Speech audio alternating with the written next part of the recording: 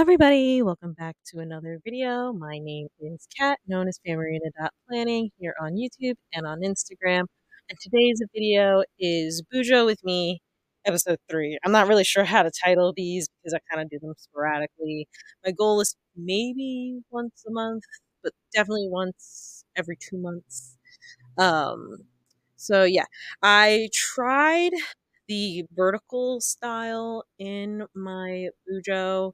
I have attempted this style a few times before, but I found that I'm not really a fan of this type of layout because it's very narrow. It's more for like list making, which I don't really do like a daily list per se. I have like a few items here, but I don't like write down every single thing I do every single day because like taking meds and things like that, I kind of put in my trackers. If I don't have any meds. No, that's just the example that came to mind. But I'm not a fan because it's very narrow. And I kind of like to write notes or jot down or journal. And having the narrow bars is kind of limiting. So I thought I would try having like a little Dutch door to accommodate 2 of the days. So I had 3 columns on each page. It's still kind of narrow in my opinion. Um, and it's the week I'm currently living in, so we'll see how that works. I think maybe if I didn't pull in the bottom washies, I might have had a little bit more space. You'll see how this spread progresses. So I wanted to try pulling in my stickers here for this. And just like making more use. It's like this is a kit. I don't remember where I got this. It was a D-stash of some sort. But it's not one I would probably use in my memory planner. So I wanted to make use of it in my bullet journal, so it doesn't go to waste. And so it's not sitting in that binder just waiting to be used. So just creating the columns, lining I kind of took the same approach as I would my memory planner.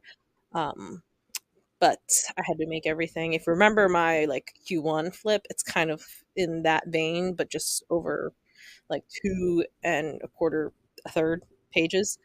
I'm currently living the week. Maybe I should have done this voiceover a little bit later to see how I like this spread, but this is the only time I have so far. um, but yeah, it was interesting to try this out. Maybe I'll do a check-in the next time I do a Bujo with me to, if I remember, to talk about how, if I like this or not. But since I don't really have ideas for how to do these Bujo with me, it's like I don't really need to talk about my setup like most other kind of plan with me Bujo style spreads go, because I don't really like do anything consistently, to be very honest. It's very straightforward. Date covers, a header, and a full box, then the column, and at the bottom is just the washies. And I pull in a few deco pieces in silver. So it's not like super difficult. And I have this thing where I don't really want to put music down unless I really, really have to. Haven't had to yet. Maybe that day will come. But yeah, these Bujo with me episodes are kind of more rambly. I kind of just talk about whatever. So I did ask a few questions, or asked for questions on Instagram. Lisa from Journal Esque asked, "What do I usually track in my bullet journal?" And I track, I track coffee, and like if I bought coffee, Dunkin', Starbucks, Doctor Coffee, or if I made coffee. We're trying to make coffee at home more often, but you can't resist a Starbucks run when you need it, or grab a Dunkin' if I just don't feel like making coffee. um, I also track spending. Oh no, I used to track spending, but now I don't track spending anymore. Actually, I track my sticker spending in a different book, the book where I log my notes for my memory planner, just so that I see it more often, so I can scold myself for when I spend too much money on things and buy too frequently. Um, what else do I track? I track whether Bub has slept through the night or not, because if we see an occurrence of him like frequently waking up in the middle of the night, where it might be a pattern that we want to like look into. I also track whether he comes to bed with us or not. It's happening more and more, but like that's a thing. But he's at a phase where who knows what's going on anymore. He's almost 2 at this point in time in August. So there's that. I track um, menstrual cycle. I also track um, food. I have a food log just to kind of record when we had meals. It's mostly for when we ask, hey, when did we make this meal? I can be like, oh, let's check my book. And here it is. We made it last Friday or something like that. I also have a kind of 1 line a day for myself and for Bub so that we can flip through my bullet journal and look back on the memories that I've like jotted down. Um, I also track how many times he poops, because if he doesn't poop several days in a row, that might be a problem. Sorry, but like as a mom, you have to kind of keep a record of this stuff. Um, and I also track my packages because now the aforementioned sticker spending. I want to be able to know if something's on the way, if it's something I need to follow up with. So those are the things I kind of track. I don't track anything weekly per se. I do a monthly tracker, so you don't really see a weekly tracker on my spreads. So those are the things I usually track, just mundane little things in my opinion. I do have like a finances tracker where I kind of log the money that I've spent so that I can be better. um but I mean, when you want to set up finances, the first step is recording all of the all of your spending so you can see what you're spending. So that's usually what I track. um oh my goodness, Jess from Lustrous Plans kind of asked for, how did I get into this community? To be very honest, I don't know how I got into like this memory planning side. To be very honest, I don't know how it happened. I do remember seeing videos and being like, that's like, why are you spending money on why are you spending money on pretty like stickers? I didn't say pretty at the time. Why are you spending money on stickers when you could just draw it, or when you could just write about it? Like, why do we need to have aesthetic things when, if the purpose of planning is to um, organize your life? That was my thought process. That was past me. Keep in mind, this is past me. Why do you need to spend money on stickers? Why do they need to be foiled? Why do you need all of these things? Why? Right? Past me was very judgmental, I would say.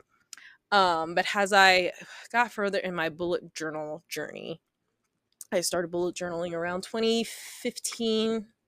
It was either 2015 or 2016.